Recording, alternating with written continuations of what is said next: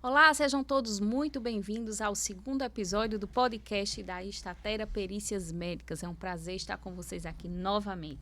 O podcast onde medicina e direito se sentam à mesa para conversar sobre o que realmente importa. Eu sou Isabel Santos e hoje a gente vai bater um papo sobre o que eu tenho certeza que vai tocar muita gente que está nos assistindo agora.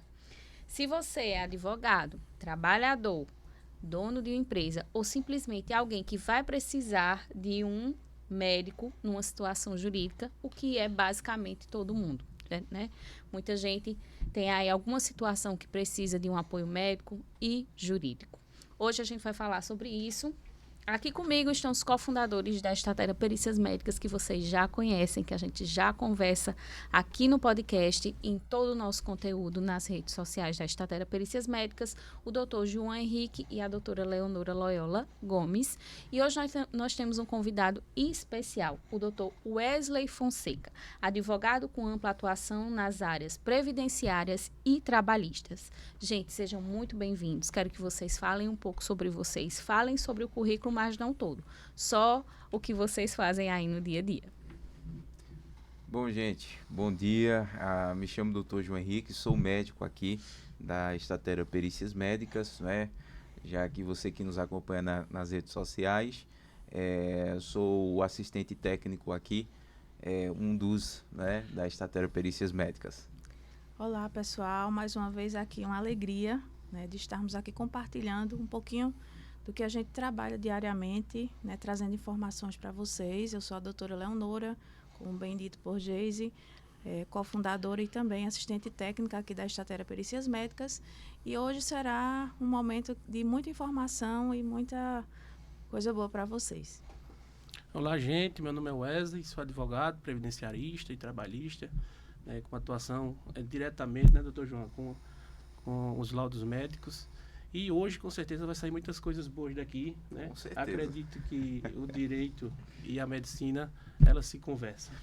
Vamos embora. São áreas que se convergem, principalmente aqui na Estatera Perícias Médicas, esse apoio mútuo é super importante. Antes de entrar nas áreas específicas do direito, eu quero que a gente estabeleça uma base agora, para começar a nossa conversa já com essa base pronta. Porque muita gente ouve falar em laudo médico e pensa, é aquele papel que o médico assina. Simplesmente isso, mas a gente sabe que não é, né? Doutor João, o que na verdade é um laudo médico e por que ele tem um peso importante dentro do processo? Bom, vamos lá. O laudo médico é um documento, né, onde vai estar ali toda a informação, né, da pessoa, desde o contexto de saúde, né, até o contexto da gente avaliar, né, muitas vezes a avaliação biopsicossocial e aí por diante. Isso aí nós direcionamos de acordo para quem e para que esse beneficiado aí vai querer esse laudo médico, tá? Existe uma diferença entre o que é laudo médico e o que é parecer técnico. Eu acho que isso depois nós vamos explicar, mas o laudo médico ele tem uma particularidade, tá? Que é o documento onde nós avaliamos diretamente o paciente, tá? E nós realizamos o exame físico ali da pessoa que nós estamos avaliando. Já diferentemente do parecer técnico, que aí não existe avaliação do exame físico da pessoa, né? Nós avaliamos os documentos e avaliamos o relato do periciando que ali está sendo colhido, né, naquele momento, tá? Mas o laudo ele tem essa diferenciação. E o que nós aqui fazemos de diferente na Estatera, além da nossa avaliação, nós também colocamos os anexos, que são os documentos que aquele periciando ele tem, documentos anteriores, né, do seu médico assistente que faz o acompanhamento. Então, quando nós reunimos as informações que nós estamos avaliando como assistente técnico, como médico, além de que reunimos também as informações do ortopedista ou de qualquer médico em qualquer área de especialidade que acompanha esse periciando, então esse documento ele torna-se muito mais forte.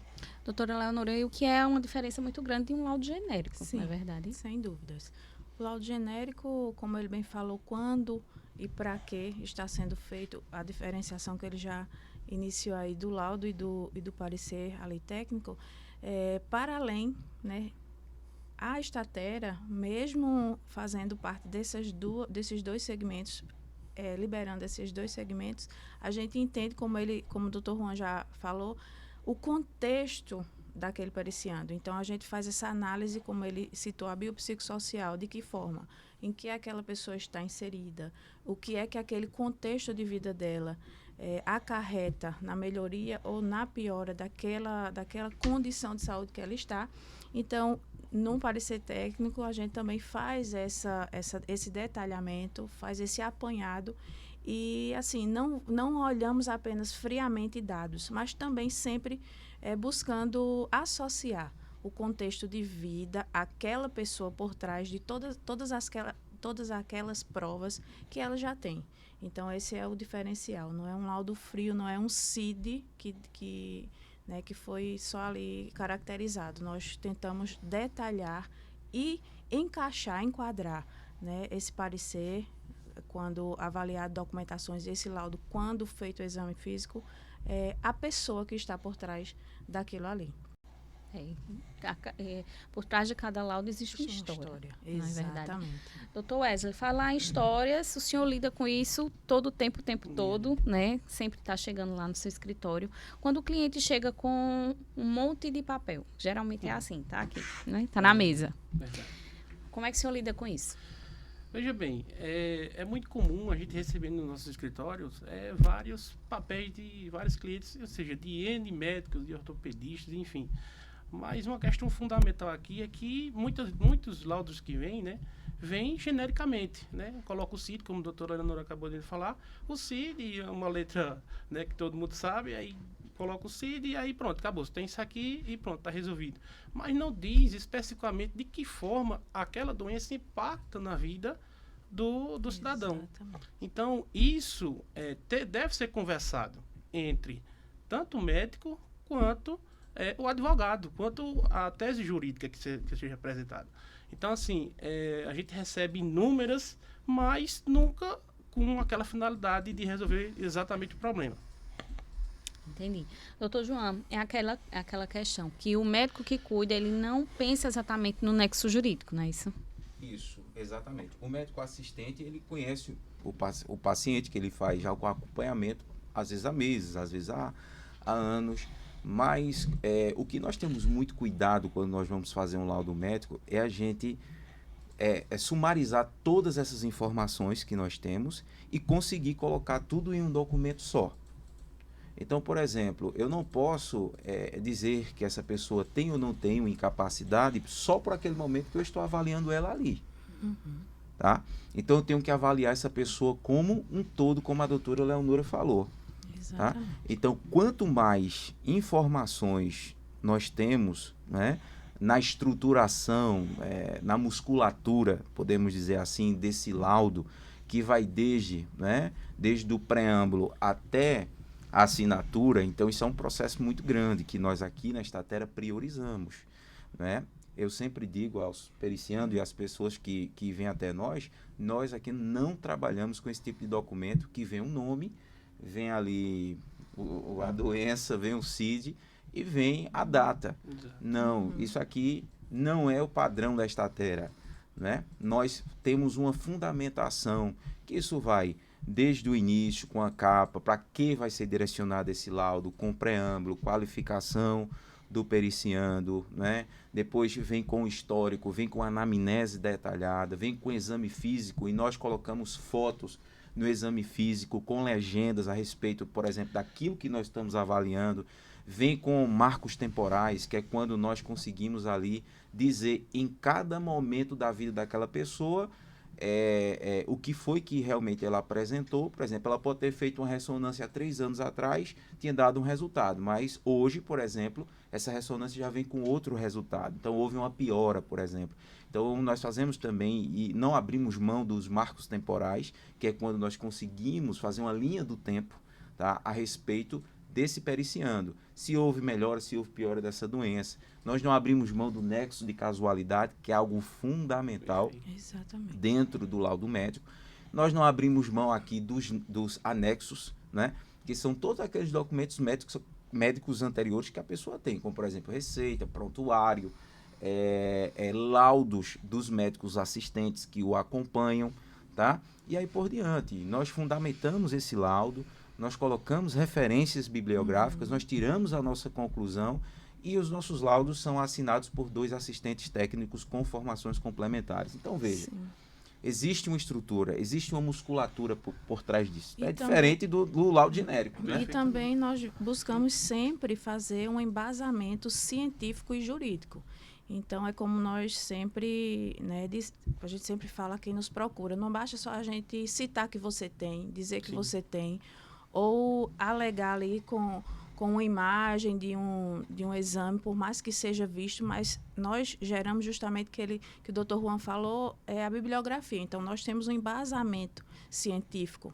Né? Nós buscamos na literatura também a comprovação daquela que aquele periciante está alegando. Outro ponto que é muito importante é o levantamento de quesitos. Perfeito. Esse levantamento de quesitos nós já fazemos no próprio laudo previdenciário, né? O Dr. Wesley já teve a oportunidade, né, de ver, e ele é um dos nossos parceiros aqui da Estatera, que o levantamento de quesitos, né, Dr. Wesley, é algo fundamental. E eu queria até, Geis, a gente nessa conversa, se eu pudesse falar a importância do levantamento de quesitos no próprio laudo médico, mesmo que seja previdenciário, do ponto de vista estratégico, jurídico ali no processo. Perfeito, doutor João. Veja só, do ponto de vista jurídico, é fundamental levantar os quesitos, ainda mais pelo um médico perito assistente como você é. Quando a gente vai para uma perícia, principalmente judicial, que é nomeada pelo juiz, que é um profissional que é qualificado para aquela doença daquele paciente, é importante a gente levantar os quesitos para que ele responda. E o perito ele está atrelado àqueles quesitos. Tem que responder. Exatamente. Ele não pode fugir. Então, ele tem que responder. Então, quando a gente tem um assistente por trás, jurídico e médico, que vá para uma perícia dessa, a chance de a gente ter um êxito é bem maior do que se a gente não fosse. Claro. Então, é muito importante esse quesito ser levantado pelo médico perito do que pelo próprio advogado, porque o médico perito, ele já entende, ele já sabe, ele já avaliou antes o paciente. Então, isso é muito importante e aumenta com certeza o êxito do processo. Estou chamando a conversa de volta aqui para o nosso roteiro. A gente agora vai para uma parte que é muito importante e algo bastante procurado, eu acredito eu, que é a demanda trabalhista. Perfeito. Entende? Então, nesse bloco agora a gente vai falar, a gente já falou do laudo de forma geral, agora eu quero entrar numa área que eu acho que muita gente só associa ao trabalhador, mas que ela também faz parte do empregador, né? Tem mais gente envolvida nisso aí. Doutor Wesley, quando a gente fala em demanda trabalhista e prova médica, quem está na mesa além do trabalhador? Veja só, além do trabalhador está a perícia, né? A perícia médica, ela está o trabalhador, o reclamante e o reclamado, mas a perícia médica, ela é o norte. Ela vai tanto servir para o reclamante como para o empregado, né? É reclamante e reclamado. Então, o que é que acontece? Tanto serve para embasar a empresa, quanto serve para embasar também o cliente. Então, eu costumo dizer que, por exemplo, uma empresa que tem um embasamento técnico, perito, né, que ateste se algum cliente entrou contra a empresa, contra uma doença ocupacional, enfim, ou com outra situação, o médico, por outro lado, da empresa, ele deve analisar os quesitos, né, doutor? Sim. Deve analisar os quesitos, se está realmente com segurança técnica devida, se os EPIs foram utilizados, se está tudo ok com a norma, para ir construindo uma tese jurídica e resguardar a empresa. Claro. Né? E do outro lado também, do ponto de vista do cliente, é fundamental ter para que ateste, né, também do ponto de vista médico, aquela doença ou doença ocupacional. Doutor João, a gente também fala para empresas de médio porte, que talvez não tenham aquele serviço especializado em engenharia e segurança do trabalho tão robusto, né? Então, para essas empresas, o que é que a gente pode falar para elas? Muitas vezes chegam no processo sem documentação adequada, toda aquela questão. É muito importante a gente dizer, Geise, que é diferente o médico do trabalho que atua lá, tá? Que tem o seu departamento dentro da empresa, e é diferente do médico que é assistente técnico da empresa. São coisas totalmente diferentes, tá? Por quê? Porque o médico do trabalho, ele está preocupado justamente nisso que você falou, o uso de EPIs de forma adequada, ele está sempre ali tendo um olhar atento, frente à situação. Esse é o objetivo dele dentro da empresa quando ele presta um serviço para a empresa. É diferente, tá, do médico estar lá dentro e não ter expertise em periciamento e assistência técnica pericial. São duas coisas totalmente diferentes. Então, muitas vezes a empresa tem um método do trabalho e acha que, de um ponto de vista pericial e assistente técnico, ele está apto, ele está coberto, ele está orientado, e aí é muito diferente. O médico do trabalho, ele é mais, podemos dizer assim, mais protocolar. Né? Então, ele tem um protocolo ali a avaliar, a seguir. O assistente técnico, ele vem justamente com um olhar geral, imparcial, e avaliar os fatos. Desde o momento que aquele trabalhador entrou até o momento que ele chega em casa, né? O assistente técnico, em qualquer eventualidade que ocorra com aquele trabalhador, né? Ou com o contexto de empresa, ele pode prestar essa assistência técnica, tanto a quem está empregando, né? Quanto a quem trabalha. Então, o perito, ele tem justamente esse olhar mais amplo e alinhado para toda essa linha de fatos que pode, né, ocorrer. Sim. Nesse entorno. E é importante, gente, só para a gente concluir isso aqui, tá, que para a empresa, tá, que, por exemplo, sofre um processo trabalhista, tá, ela manda lá um médico do trabalho, mas esse médico do trabalho não tem expertise na área de assistência técnica pericial. Isso é diferente. Essa questão do controle dos atestados médicos, né? Porque a gente sabe que acontece muito em empresa. Tô doente, coloco atestado hoje, depois daqui a uma semana de novo, daqui a um mês de novo.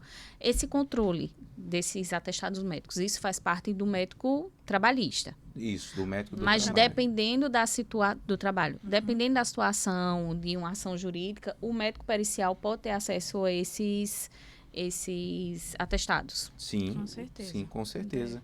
Ele pode e ele deve ter acesso, tá? Inclusive, ele pode ter acesso também aos autos do processo para uma avaliação e a formação do seu parecer técnico dentro do processo pericial, né? Então, por exemplo, a gente tem recebido muitas demandas trabalhistas, né? Por exemplo, tanto do reclamante e reclamado, que vem ali para que nós viemos prestar uma assistência técnica dentro do âmbito da petição dele, tá? Então, por exemplo, vamos lá, vamos supor que essa pessoa entrou com um processo, tá, contra uma determinada empresa. Agora, o que é que vai acontecer, né? O juiz, que no caso o juiz ali trabalhista, que é responsável pela vara do trabalho, ele vai simplesmente agora chamar as partes, né? E esse reclamante vai ter que passar por uma perícia judicial, né? Onde o juiz ali vai levantar ali um perito judicial para fazer a avaliação de forma adequada. Só que onde aqui ocorre o grande problema? Muitas vezes o reclamante, que é o trabalhador, ele vai com o assistente técnico e às vezes a empresa vai sem. E vai com o método do trabalho achando que é um assistente técnico. E aí é um tal problema, né? Por exemplo, agora nós tivemos uma ação aqui, numa comarca aqui em Pernambuco, onde justamente, né, onde entregamos até ontem o parecer técnico, onde nós somos assistente técnico do reclamante, no caso, que seria o trabalhador, certo? E a empresa vai com o seu método de trabalho achando que vai ser o seu assistente técnico e vai ter expertise pericial e que não tem. Muitas vezes, na grande maioria das vezes, não tem. Ele tem a expertise dele como médico do trabalho, sim. Dentro da empresa, dentro das normas que tem que ser cumpridas. E dos processos da empresa. E dos processos da empresa. O que está relacionado à saúde do trabalhador é por diante. Agora, assistência técnica pericial é outra coisa. É outra dinâmica. E às vezes o empresário está lá achando que sua empresa, né? Não, eu tenho um médico aqui e está tudo resolvido. E a gente sabe que quando esse processo vai para a vara do trabalho, tudo muda, porque aí aquele médico do trabalho não tem expertise pericial, não sabe o curso do processo, né, como ocorre, e aí vem muitas vezes a dificuldade das empresas sobressaírem nesse processo. Dr. Wesley, de uma forma bem direta, qual é o caminho que alguém pede um benefício no INSS e tem um pedido negado. Mas antes do senhor responder, acho que o doutor João quer fazer uma introdução sobre esse assunto. Justamente. Doutor, muitas pessoas têm dúvidas, tá? A respeito de qual benefício ela pode receber. Por exemplo, o benefício por incapacidade temporária, né? O BPC, LOAS, auxílio acidente, enfim. Antes da gente começar a aprofundar mais esse tema, eu queria que o senhor pudesse destrinchar, tá? Aqui de forma prática, quais são esses benefícios e quais são as pessoas que têm direito a esses benefícios, seja ele por incapacidade temporária ou permanente, aí por diante. Muito importante a sua pergunta, doutor. Veja só, os critérios jurídicos, né, para a concessão de um BPC, como o senhor falou, de uma aposentadoria por invalidez permanente, são distintos, né? Primeiro ponto, o BPC serve para aquela pessoa que não tem vínculo com a Previdência. Isso, o assistencialismo. Exatamente. Né? Ela não tem vínculo com a Previdência, ela não trabalha de carteira assinada, enfim, ou ela está passando por alguma doença ou por idade. Mas no caso aqui em tela, se trata de uma deficiência, ou física ou mental, enfim. Aí a perícia que vai dizer. No tocante à aposentadoria por invalidez ou permanente, já o critério é um pouco diferente. A pessoa tem que estar na qualidade segurada, tá? No mínimo 12, né, 12 contribuições, que é um ano, tá? E aí vai ver o grau que ela se enquadra, tá? Vai ver as contribuições dela e aí vai passar por uma perícia ou administrativa ou judicial e aí é que vai verificar as condições, o que impacta na vida dela para aí sim ela ser considerada inválida e aí conseguir a aposentadoria, tá certo? E no tocante também, para finalizar, o auxílio por incapacidade temporária é no mesmo sentido, né? A pessoa tem que estar na qualidade segurada, claro. Existem aquelas doenças como o câncer, que é isento de carência, que só precisa de uma contribuição, mas na grande maioria não precisa, aliás, precisa dessa carência, né, maior. Estou falando do caso de câncer porque só precisa de uma contribuição, como você bem sabe. Né? Que é uma doença mais grave. Mas nas demais tem que estar vinculado. E aí, claro, o perito, tanto administrativo quanto judicial, é ele que vai dizer se aquela incapacidade ela é permanente ou se ela é temporária. E aí ele vai dar, sei lá, 4, 5 meses de acordo com o que ele achar necessário. Doutor Wesley, a gente sabe que existe as exceções. No caso, o senhor falou que necessita ter 12 meses, não é, para a pessoa ter esse direito. Mas existe exceções nesse contexto jurídico. Por exemplo, vamos supor que um trabalhador que ela é assegurado, tem carteira assinada, ele passa lá 3 meses na empresa. E aconteceu determinada situação, e essa situação faz com que ele tenha que parar de trabalhar em virtude de algo que aconteceu com sua saúde. Mesmo que ele não tenha 12 meses de contribuição, ele tem direito? Ótima pergunta. Isso é uma pergunta que chega recorrentemente lá no escritório. Veja bem, existe a exceção. Por exemplo, um caso bem prático que chegou lá no escritório. Uma mulher, ela tinha 5 meses de CLT e ela trabalhando. Descobriu que ela tem câncer na tireoide. E aí, enfim, ela começou com o tratamento, tal. Foi afastada pelo INSS, porque passou mais de 15 dias, vai passar procedimento cirúrgico. E aí a gente viu que ela não tinha a carência total. Sim.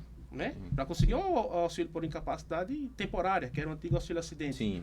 E aí ela é isenta de carência, porque ela só tinha 4 contribuições. Certo. Então ela não fazia jus. Então aí, existe as exceções, né? Com certeza. Mesmo que seja antes de 12 meses. Perfeito. E, doutor Wesley, um ponto aqui importante. Quando o senhor fala de assegurado, seria aquela pessoa que tem a carteira assinada? Não necessariamente. Sim. Existem várias formas de ser vinculado ao INSS, que é tanto pagar a guia, né, GTPS, que a gente chama, né, que é vinculado ao INSS, como ser um segurado obrigatório. É melhor cortar isso aí. Certo. Pode continuar do seu raciocínio. Como foi a pergunta mesmo, doutor? É melhor repetir a pergunta, fica melhor. Doutor Wesley, essas pessoas, quando o senhor fala de assegurado, exclusivamente são para aquelas pessoas que têm carteira assinada? Ótima pergunta, doutor. Veja só, não necessariamente só para carteira assinada, né? No caso de carteira assinada, é para segurado obrigatório, né? Automaticamente as contribuições dessa pessoa já está indo lá para a Previdência e aí ela já faz jus a algum benefício. Mas existem outras formas. Tá, Wesley, quais são essas outras formas? Ele pode pagar um GTPS todo mês, se ele for um segurado facultativo. Se ele for um segurado de contribuinte individual, um autônomo, ele pode contribuir também. Então, existem várias formas, além de ser CLT, para se contribuir e ter todos os benefícios da Previdência Social. E isso é muito importante, falando aqui diretamente para a Câmara, para você, né, que acha que não tem um direito simplesmente pelo fato de você não ter a carteira assinada. Então, Perfeito. existe todo esse contexto, né, de pessoas que têm o direito nesse contexto. Tá? Nós falamos aqui de BPC Loas, né, que Sim. o senhor falou, falamos aqui dos auxílios, no caso por incapacidade temporária e permanente. Fale um pouquinho sobre no caso, o auxílio acidente. Quem são as pessoas que têm direito, quem se enquadra, se realmente as pessoas têm dúvida, se é só para quem tem carteira assinada ou não. O que é que o senhor tem algo a dizer nesse ponto de vista jurídico? Perfeito, doutor. Veja só, o auxílio acidente, ele é muito pouco falado até pelos previdenciaristas, e aqui também faço uma crítica a todos. O auxílio acidente, ele é um benefício pago pelo INSS para aquelas pessoas que, em decorrência da sua vida, tanto laboral quanto normal, sofreram algum tipo de acidente e, decorrente desse acidente, sofreram alguma lesão. E dessa lesão permanece. E aí, essas pessoas fazem jus a um benefício lá no INSS que é chamado auxílio acidente, que ele tem natureza previdenciária, tá? Então, ou seja, é um benefício muito bom. Os critérios para se ter esse benefício são simples: comprovar a qualidade de segurado, a Sim. época do fato gerador. Isso é importante, não atual. Porque atualmente a pessoa pode estar, por Pode exemplo, estar desempregado. pode estar Exato. desempregado, mas ele tem que provar a qualidade na época que ocorreu o acidente. Perfeitamente. Seja como autônomo, seja como facultativo, seja como segurado obrigatório, enfim, ele tem que comprovar a qualidade de segurado dele. Comprovando a qualidade de segurado dele, claro, aí a questão jurídica que a gente vai fazer para verificar lá atrás se ele tinha essa qualidade, se ele faz jus a esse benefício e se ficou a sequela. E o nexo de causalidade, que é onde o laudo pericial é fundamental. Então, essa pessoa vai ter direito a metade do salário que recebia na época, tá? De 50% do que ele recebia na época, até se aposentar. Ah, doutor, mas eu posso continuar trabalhando no CLT, hoje eu atualmente voltei a trabalhar. Mesmo assim, vai receber o auxílio doença, o auxílio acidente, perdão, e vai continuar trabalhando da CLT. Exatamente, até se aposentar. Até se aposentar. Então, se aposentou, esse benefício é cortado, porque, obviamente, você já teve renda, você já está aposentado. Certo. Doutor, nós temos outra dúvida importante aqui que as pessoas sempre nos perguntam a respeito daquelas pessoas que já têm uma aposentadoria, ou seja, que são assegurados, tudo certinho, referente ao adicional de 25% para essas pessoas. Quem são essas pessoas que têm direito, que realmente precisa para ela ter esse adicional de 25% em cima da sua renda? Muito importante, doutor, a sua pergunta. O que é que acontece? Deve ser analisado o grau de dificuldade daquela pessoa, se ela necessita de uma pessoa para cuidar dela, de estar com ela. Então, esse 25% a mais que a lei determina é justamente para aquela pessoa que seja acamada, uma pessoa que tem dificuldade de locomoção. Para essa pessoa, teoricamente, esses 25% seria para a pessoa que está cuidando dessa paciente, né? Então, dessa cidadão ou cidadã. Então, esses 25% deve ser observado quando o perito ele já dá o laudo, enfim, seja administrativo ou seja judicial. Então, o perito ele já vai responder e, obviamente, vai verificar se a pessoa tem condições de locomoção ou não, se tem condições de tomar um banho só, se tem condições, sei lá, de fazer uma caminhada. E tem casos que a pessoa é cadeirante, não consegue, e aí faz jus a esses 25%. Agora, puxando um pouquinho para o lado aqui e fazendo bate-bola Ele tomou conta da entrevista, né, doutora Leonora? Tá? Fazendo bate-bola com a gente aqui, vamos lá. Referente, o senhor falou de 4 categorias que são importantes, né? Dentro dessas 4 categorias das pessoas que têm um benefício, eu gostaria também aqui da gente conversar e a doutora Leonora também comentar qual a importância, tá, do laudo médico dentro desse contexto, eh, e a fundamentação que ele deve ter em cada um desses benefícios. Porque a gente sabe que, por exemplo, o benefício por BPC-LOAS, por exemplo, já é totalmente diferente de um por exemplo, por invalidez, né? E cada um tem uma fundamentação diferente. E é isso que nós aqui na Statera fazemos, né? De uma forma individual para cada benefício que está sendo peticionado ali por aquela pessoa que procura o INSS, tá? Qual é a sua opinião como advogado nesse contexto, na prova médica, dentro de cada benefício e cada fundamentação que o laudo médico tem que ter? Qual a importância jurídica disso, por exemplo, tanto na esfera administrativa ou se ali tiver um indeferimento na esfera administrativa e ir para a esfera judicial? Perfeitamente. De modo geral, doutor João, os laudos médicos, para todos os benefícios, ele é fundamental, eu chamo fundamental, é o nexo de causalidade, né? De que forma aquela doença impacta na vida daquele cidadão. Então, muitas vezes, por exemplo, a pessoa tem uma diabetes.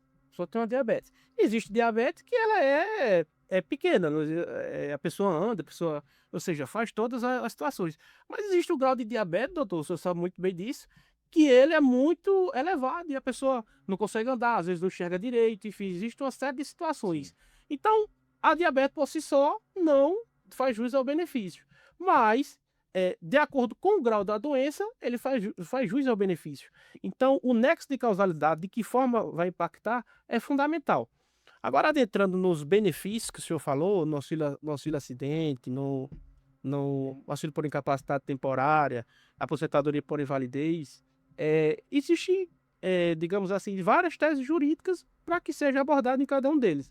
No caso do PPC-LOAS, como eu falei, existe um nexo de causalidade e demonstrar para o perito judicial ou para o administrativo de que forma aquilo ali vai impactar na vida dele. Do outro lado, para o auxílio acidente, o que é que acontece? Para a gente pleitear na justiça, é fundamental, além do nexo de causalidade, ter um laudo atualizado. Então, muito embora o fato gerador ocorreu, sei lá, 10, 20, 30 anos atrás, não tem nenhum problema, mas eu preciso de um laudo novo, atualizado, que ateste que lá em 2010, lá em 2013, aquela pessoa... Como a gente pegou um de 2006, né? Exatamente. Há 20 anos atrás. 20 anos atrás. Lá do Rio de Janeiro, Lá do Rio de Janeiro. é um auxílio acidente, Perfeito, né? perfeito. Que tinha ocorrido há Lá. 20 anos atrás. E aí, essa pessoa, né, vai fazer jus aos últimos 5 anos de retroativo, né? Sim. Então, essa pessoa vai ter uma boa dinheiro aí, né, para usufruir. Né? E essa pessoa não sabia, né, doutor? Ela não sabia que tinha direito. Onde a maioria das pessoas não sabem, aqui eu quero falar direto para a Câmara, que não tem esse direito, né? Que sofreram o acidente lá atrás, mas que não sabem que tem esse direito e não sabem qual é a via legal que se tem para ser peticionado ali o pedido do auxílio acidente. E aí eu gostaria aqui, só de falar aqui para o nosso público, o diferencial da Statera, né? Por exemplo, nos laudos, né, que nós fazemos para BPC-LOAS, o importante é a gente fazer a avaliação biopsicossocial. Exatamente. Tá? Ou seja, a gente não só vai olhar o contexto de saúde daquela pessoa, a gente vai olhar também o contexto social, o contexto financeiro daquela pessoa, até porque existe uma regra concernente ao quanto aquela família tem que, né? A renda, a vulnerabilidade. Então não adianta a gente fazer um laudo, por exemplo, que vai ser direcionado para a BPC-LOAS, por exemplo, e não tiver a avaliação social dessa pessoa. No contexto. É O justamente contexto social, lá, voltando né? àquela pergunta que você fez no começo, o que era que tinha nesse laudo, o porquê desses laudos. Então, é justamente isso.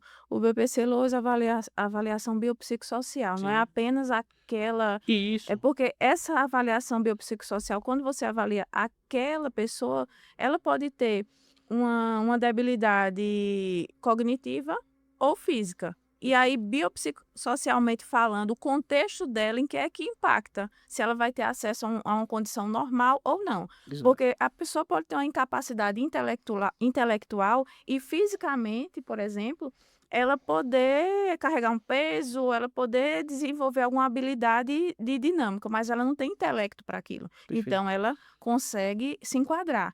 E do contrário também acontece. Por exemplo, a pessoa intelectualmente tem condições, porém ela tem uma doença física que a incapacita de exercer a sua atividade social normal. Estudar, caminhar, mas intelectualmente falando, ela é uma pessoa Incapaz. orientada, tal. Porém, fisicamente, ela se enquadra no contexto biopsicossocial Perfeito. de fragilidade e de incapacidade. Já é totalmente diferente nos laudos, por exemplo, que a fundamentação vem por auxílio, por um tempo ali que a pessoa, Incapacidade temporal, né? incapacidade temporal, onde a fundamentação mais importante aqui Sim. é o marco teórico, ou seja, quando foi que essa doença começou e agora como é que ela está. Então a gente consegue, de certa forma, trazer essas informações e essa fundamentação dentro do laudo. É por isso que muitas vezes a gente cansa de dizer, né, para os nossos periciandos que o problema não é você ter a doença, é a estratégia que você está utilizando para apresentar essa prova, que é a prova médica. Exato. Tá? Então, por exemplo, no caso de invalidez, por exemplo, o que é muito importante aqui é a gente graduar, né, essa invalidez que a pessoa tem como uma incapacidade permanente, como uma incapacidade que a pessoa não tem mais condições de exercer, tá, aquela função. E aqui entra o ponto-chave, que é o nexo de casualidade. A gente consegue demonstrar, como o doutor Wesley falou, que aquela doença levou a pessoa a não ter mais capacidade de exercer aquela determinada função, né? Já é totalmente diferente a fundamentação que nós utilizamos nos nossos laudos médicos para o auxílio acidente, que aqui nós queremos comprovar duas coisas, como o doutor Wesley falou. A fundamentação é, primeiro, comprovar que houve um acidente, Sim. né? Então, por exemplo, eu posso dizer que houve, mas se eu não tenho prova, doutor, como é que fica essa situação? Eu costumo dizer, Né? que ganhar processo é através de provas. Você Provas. ganha prova, não ganha processo, não é Provas. verdade? Exatamente. Então, essa prova, a gente faz a fundamentação através de quê? Um boletim de ocorrência, é uma entrada no hospital, Emergência. na emergência. E eu ainda digo mais, doutor. Acho que além de ter as provas, é saber usar elas ao nosso favor. Perfeito. E nisso entra o assistente técnico pericial, que vai reunir essas provas e dar um contexto, como a gente já falou, Exatamente. a elas, para que o senhor possa entrar na justiça e colocar lá seus argumentos mediante o juiz, se for o caso. Então, esse é o papel do assistente técnico pericial. Isso. É dar esse apoio, é trazer esse conhecimento médico, técnico e casar aí com o direito. Com certeza. Perfeitamente. Então, a gente vai agora para um novo bloco da nossa conversa. A gente vai continuar falando sobre questões trabalhistas e previdenciárias, agora através de uma ótica diferente. Aqui a gente está conversando muito nos termos jurídicos e técnicos, mas a gente sabe que a gente também está falando para o grande público, não só para os advogados, não só para os médicos, mas a gente está falando para o povo, né? E é para o povo que a gente deve responder essas perguntas. Se a gente tivesse ao vivo aqui recebendo perguntas, a gente ia fazendo essa triagem. Mas como a gente não está ao vivo, eu separei aqui algumas perguntas e eu gostaria que todos nessa roda de conversa, mediante a sua parte que pode ser respondida, que vocês trocassem ideias através dessas perguntas que eu vou fazer agora. A primeira pergunta seria: o INSS negou meu benefício, mas eu tenho um laudo do médico dizendo que eu posso trabalhar. Pode isso, Arnaldo? Veja bem, depende de que médico ela está falando aí. Médico que posso voltar a trabalhar. Ela pode estar diante de um livro previdenciário, né? O que é isso? Né? Livro previdenciário é quando o médico lá da Justiça do Trabalho, da empresa lá diz, não, você tem condições de voltar a trabalhar. Mas o médico lá do INSS está dizendo que ela não tem condições de voltar a trabalhar. E aí existe o livro previdenciário e até existe uma ação para justamente isso. Então vai depender do contexto, se ela pode voltar ou não. E aí, possivelmente, pode ter uma ação e aí atestar se realmente ela volta ou não, entra com a liminar, para que ela seja reintegrada ou não. E o perito, como é que vai trabalhar nisso? Com o levantamento de provas e análise técnica e a realização do parecer técnico. Parecer técnico. Muito bem. Segunda pergunta seria: minha empresa diz que minha doença não tem nada a ver com o trabalho. Como eu provo que tem sim? Doutor, aí é uma questão que envolve... Doutora Leonora. Eu acredito que essa parte é bem interessante porque tem surgido o contexto de doenças psíquicas. A saúde mental das pessoas hoje em dia tem sido algo Síndrome que do é pavor, né, bem... doutora? É muito comum, né? Exatamente, Algo muito presente, né? exatamente, é algo muito presente. Então, tem doenças que são causadas fisicamente por exemplo, movimentos repetitivos, Sim. que você ali está visualmente vendo que aquela afetação, síndrome do túnel do carpo, para uma costureira, para uma pessoa que trabalha em estética, cabeleireira, enfim, você está vendo. Porém, e aquelas doenças que não são fisicamente apresentáveis e que também existe afetação da saúde mental? Então, eu acho que é nesse contexto que existe justamente essa divergência de opiniões. Porque, diante de uma demanda grande ali, daquele perito estar avaliando do INSS, por exemplo, tantas pessoas, talvez aquele que vem com a apresentação totalmente física seja mais fácil de atestar aquela nexo-causalidade, mas aquele que vem com afetação em que você não conheceu a pessoa no decorrer da sua vida, que você não teve essa linha do tempo dela e você não tem aquele periciamento, aquele trabalho detalhado para entender e ver as afetações psíquicas dela, talvez gere justamente essas negativas.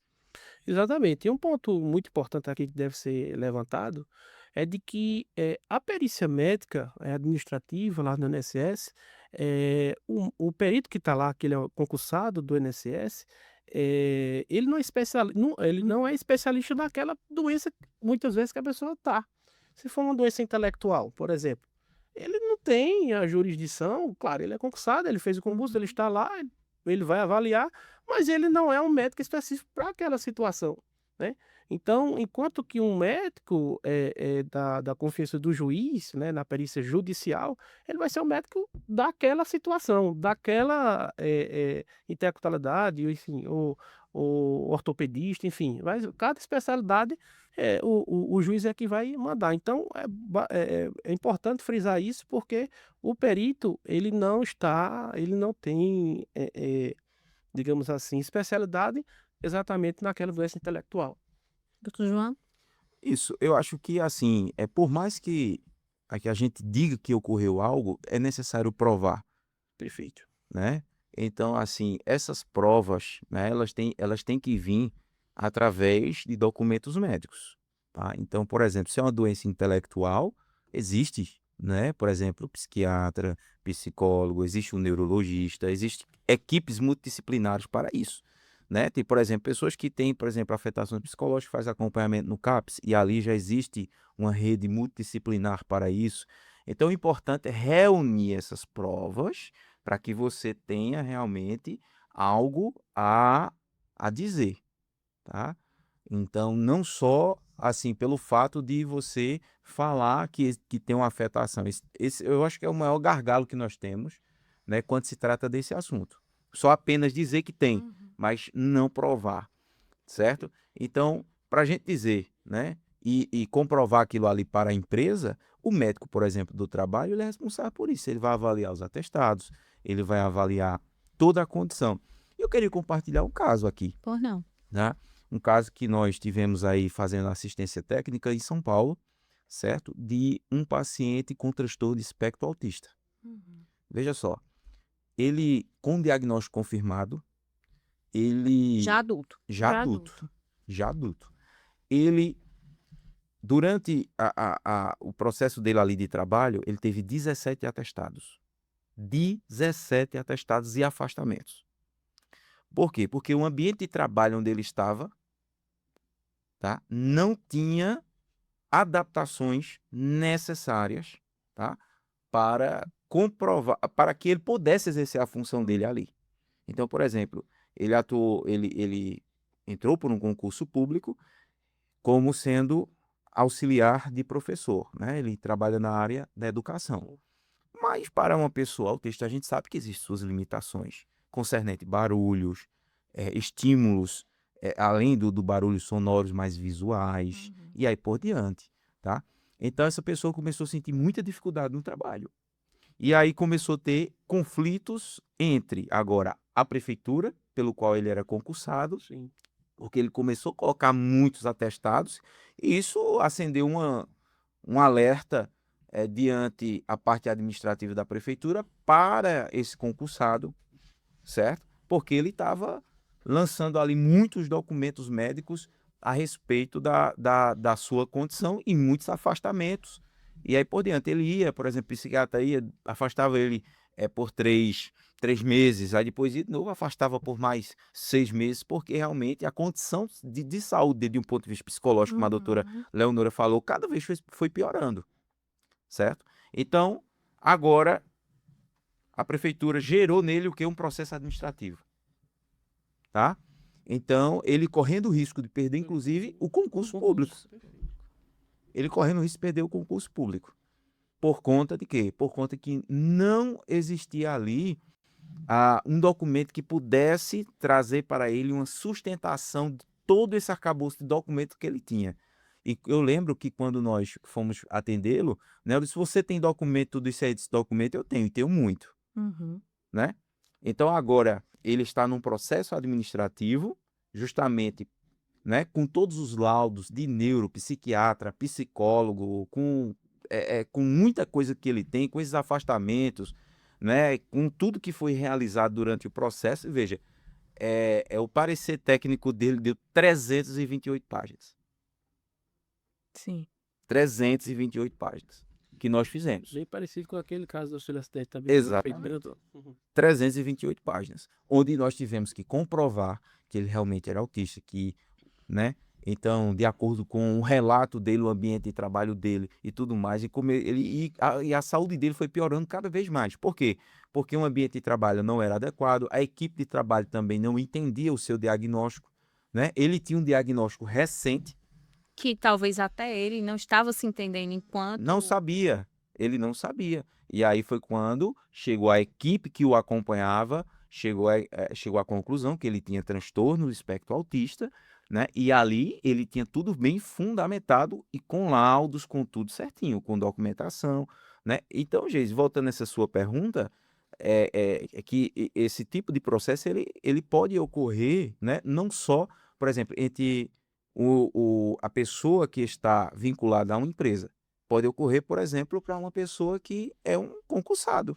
Exatamente. Né? E está agora em um processo na via administrativa, né? E caso na via administrativa não dê solução, então pode ir para o próximo passo, que seria para um processo judicial, certo? Então, existem esses casos e o mais importante, aqui olhando para a câmera, olhando para você que está nos assistindo, não basta só apenas dizer, é preciso provar. A gente falou nesse trabalho de expertise tanto da advocacia quanto da medicina, e uma pergunta que muita gente deve fazer, acho que inclusive para as duas partes, eu preciso contratar um advogado e um assistente técnico médico. É muito caro? Vai, assim, eu... Acho que isso é muito relativo, na verdade.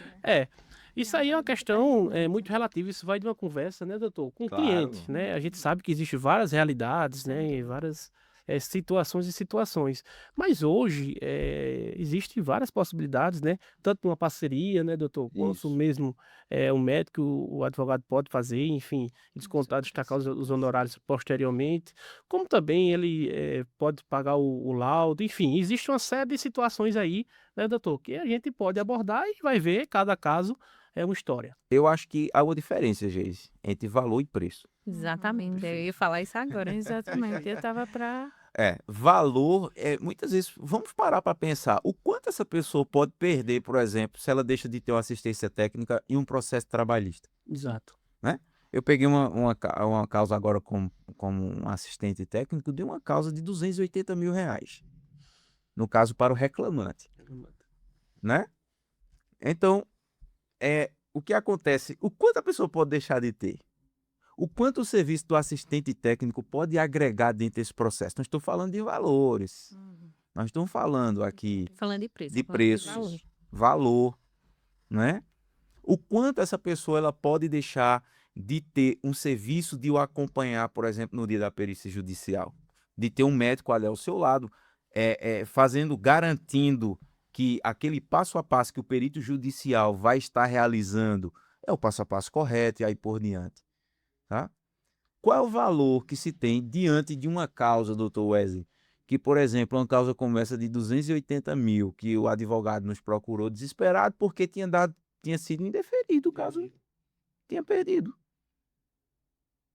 certo? Ele tinha perdido a causa.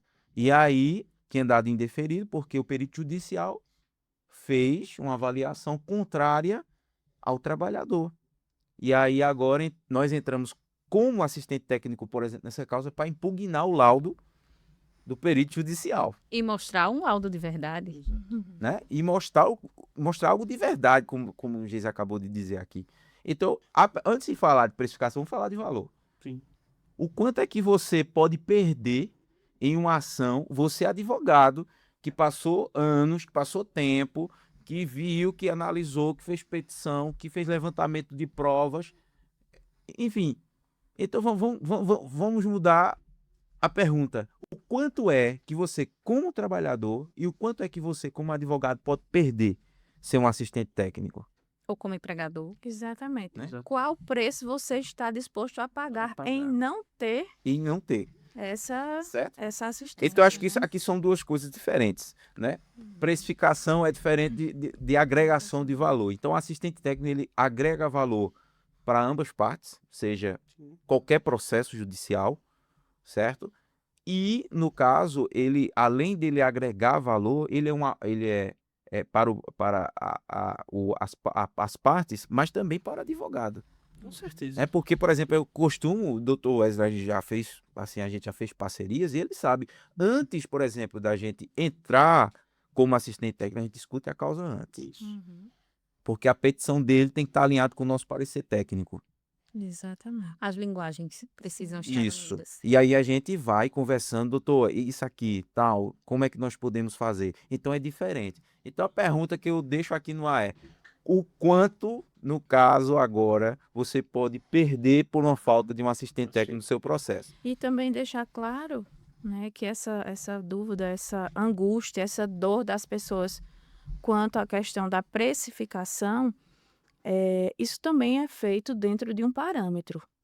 A precificação, não é feito assim de forma deliberada do que, eu quero tanto, não. É um valor, né? É algo que a gente eticamente vê que é justo. Perfeito. Tanto para quem está adquirindo os serviços, quanto para quem vai, né, usufruir deles. Exatamente. Também tem a questão da complexidade da Exatamente. causa, né? Complexidade, tempo que você vai, né, se debruçar ali, não é algo que é feito do dia para a noite, existe ali todo um trabalho realmente. E por aí, a trás complexidade vai variar de acordo com o processo. Por exemplo, esse dia está com um processo de quase 1.700 páginas. Veja. Apenas. Apenas. Acaba Né, doutor? que é uma angústia, como a doutora Isso. falou, legítima, né? Porque Sim. muita gente deixa de buscar os seus direitos com medo do que vai ter que investir, digamos assim, mas é como o doutor João disse, e o que você vai poder ter de retorno com isso. Exatamente. A próxima pergunta. O perito me examinou por 10 minutos e disse que eu estou bem. Isso é normal? Isso aí essa aí é figurinha repetida direto no escritório. Isso é muito comum, né? Claro, a gente entende que o perito lá do INSS, ele tem 200, 300 pessoas para atender no dia. Demanda. Existe uma fila aí enorme. Imensa. Mas isso não justifica que a pessoa também precisa ser avaliada e, né, deve ser dignamente observado, pelo menos quesito, ver pelo menos laudo, se tá ok, se tá com direitinho, tá com CPF, qual é o médico, qual é o CID, pelo menos isso. Mas hoje em dia a gente sabe que existe uma represália do INSS muito grande quanto a isso. Sim. Então, ali o perito, ele vai negar a todo custo, a verdade é essa. Né? Então, assim, Eu vi até uma pessoa falando uma frase essa semana, dizendo que o perito do INSS está lá para negar. não, isso aí já é quase que De praxe. 90%, de praxe, né? Então, só se for uma coisa um pouco mais grave que ele vai conceder. Inclusive, agora, um cidadão chegou no nosso escritório, ele com o pé amputado, né? Sofreu um acidente, aí ele é rural, a gente entrou com auxílio por incapacidade temporária, que foi concedido e tal. O perito deu 6 meses, depois pedimos prorrogação, ele deu mais 2 meses, depois foi remarcado na perícia. Quando foi para a perícia, o perito deu negado.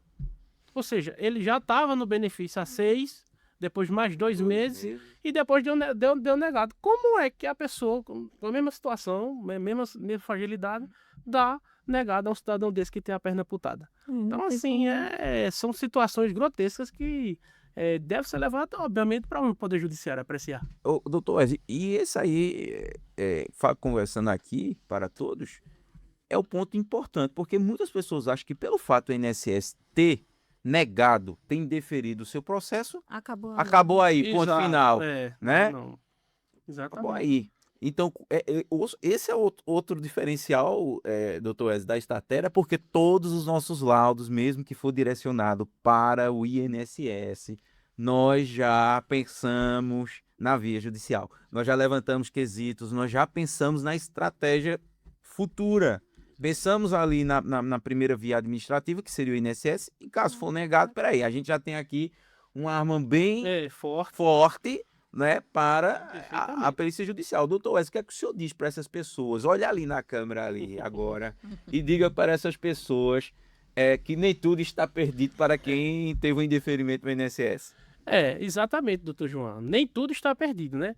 Quando o cidadão entra lá no INSS e o perito ele nega, aí muita gente faz, né? O que é que eu vou fazer agora? E agora? Para onde é que eu vou? Existe outra solução? Existe sim, existe o caminho da Justiça Federal, né?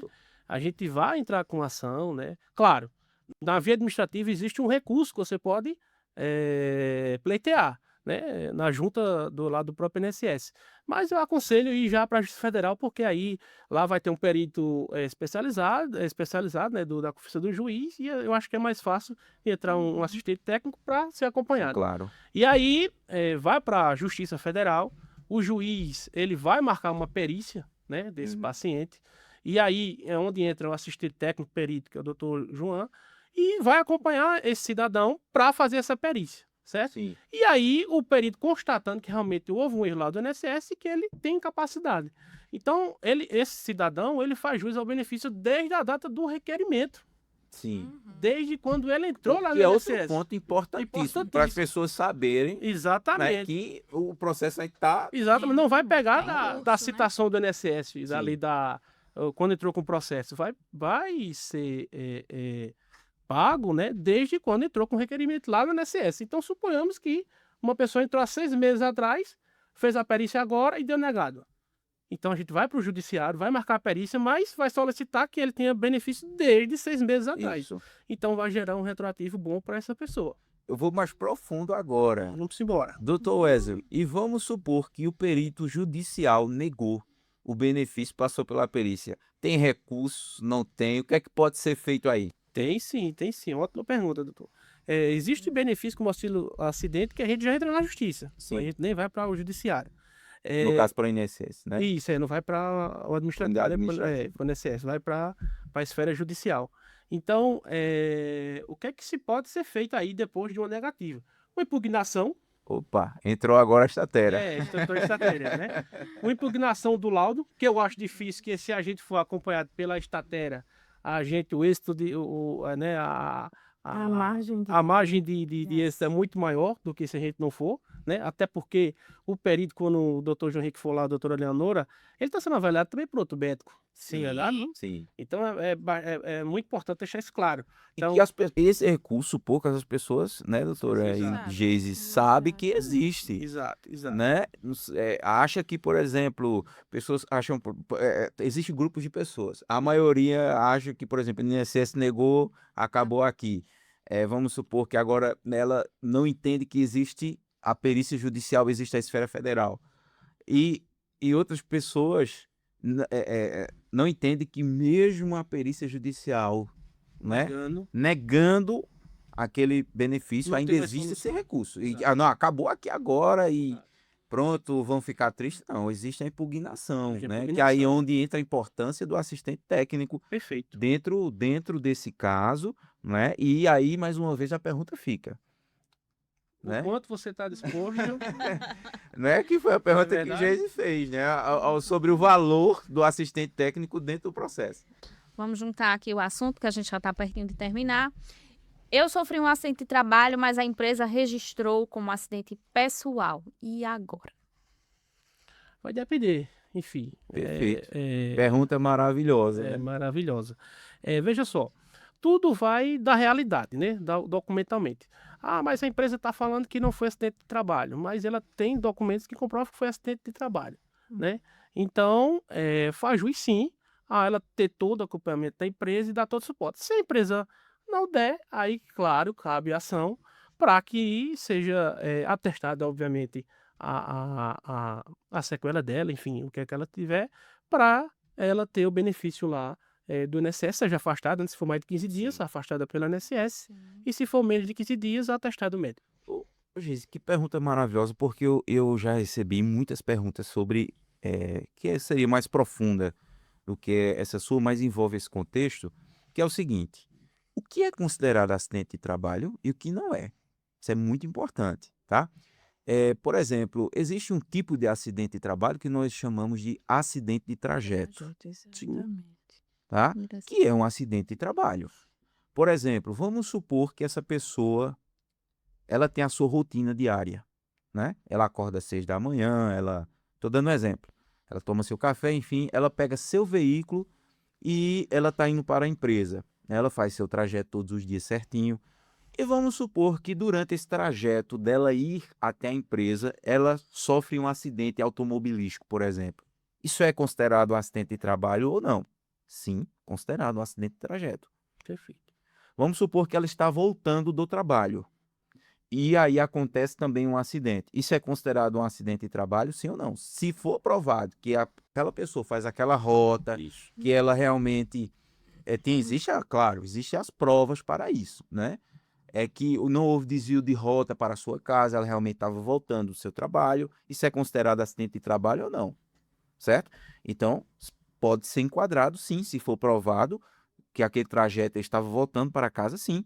Vamos supor que você, por exemplo, trabalha em uma empresa e durante o seu serviço, o seu superior chega e diz, olha, você precisa resolver tal demanda, por exemplo, num banco. Você vai resolver isso aqui no banco. E vamos supor que durante esse trajeto aconteça um acidente. Isso é um acidente de trabalho, né?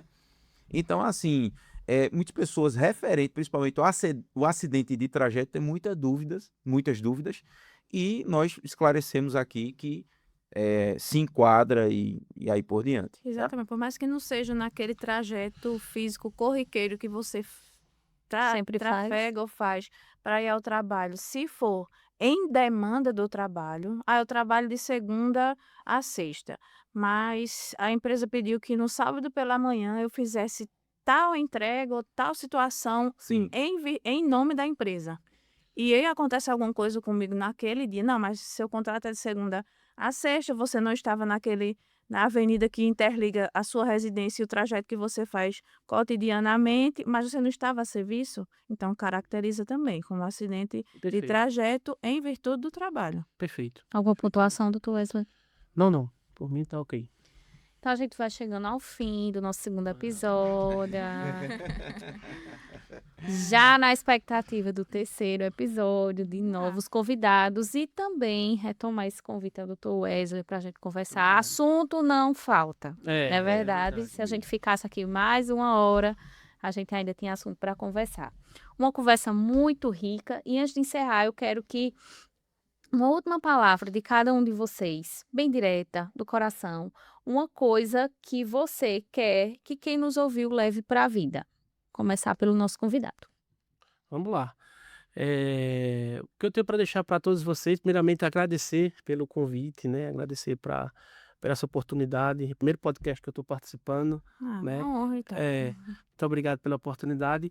E dizer para quem nos assiste que direito e medicina, elas andam lado a lado, né? Eu costumo dizer que o médico, o perito, ele é o que faz a ponte, né? E a gente é que faz a ponte com o juiz. Sim. O médico perito com seus laudos e a gente transfere aqui que está no laudo para a petição, para convencer o juiz de que o nosso cliente, né, tem aquele direito. E assim a gente fazer justiça, né? Não só justiça na nossa vida, mas socialmente também, né? No nosso dia a dia, e sempre buscando o melhor para o nosso cliente. Então é isso. Doutor João? Primeiro quero agradecer, Geise, agradecer aqui ao Dr. Wesley, agradecer à doutora Leonora, né? A toda a produção aqui do podcast.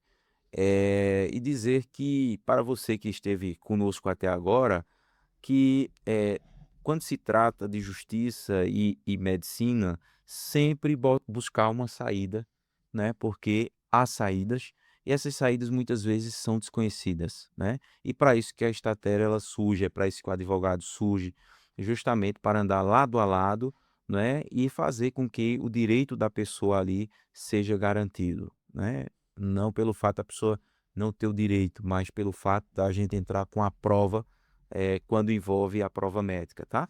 Então, a Statera está aqui como sendo o apoio, como sendo alguém que está ao seu lado para poder lhe ajudar em qualquer processo que envolve a prova médica. Doutora Leonora?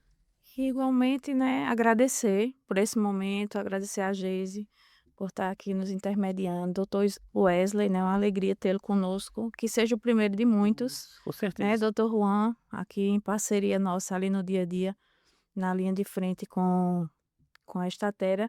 E a você que nos ouve, né, que está aqui nos vendo também, dizer que esse é o nosso propósito, né? Esse é o nosso propósito não só da Statera como empresa, mas de todos aqueles que entram conosco em parceria, de servir as pessoas com aquilo que nós nos dedicamos tanto, de servi-los, né, na garantia do seu direito, apresentando a eles uma excelência médica e jurídica na comprovação daquele direito que a pessoa que vem, né, às vezes tão angustiada com aquela dor, com aquele tempo que está ali em busca e não tem, né, uma dedicação necessária que a gente... Então, esse é o nosso propósito, né? Buscar com o que a gente tem de melhor a garantia e a comprovação do direito de todos aqueles que nos procuram. Então, essa é a frase que eu deixo. Não desista dos seus direitos e procure realmente aqueles que têm o propósito de estar em busca de garantir, de uma forma ética, de uma forma, né, humana, entender e lutar também junto a você pelos direitos, né? Pelos seus direitos. Então, que encerramento tão lindo, tão inspirador, né, para todos que estão nos vendo e nos ouvindo nesse momento. Queria dizer que a Statera Perícias Médicas atende em todo o Brasil, é só chamar que essas duas feras vão estar lá junto com você, seja virtualmente, seja presencialmente. O doutor João sempre gosta de pontuar que tem esse momento virtual, mas que faz questão de que essa avaliação pessoal aconteça. Então, a Statera está aí em todo o Brasil. E para saber mais, contratar uma assistência técnica ou tirar dúvidas, sigam @Statera Perícias Médicas nas redes sociais. Instagram, Facebook, que não é mais Twitter, agora é o X, LinkedIn, enfim, onde tiver rede social tem a Statera, tá certo? Então é isso, todas as informações de contato estão lá. Obrigada, doutor Wesley, que prazer ter o senhor aqui. né? Sendo o seu primeiro podcast, estreando aí junto com a Estatera. Deus abençoe sua jornada, tanto a sua, doutor João, e a sua, doutora Leonora, e a de todos nós. E a gente fica por aqui. Até a próxima.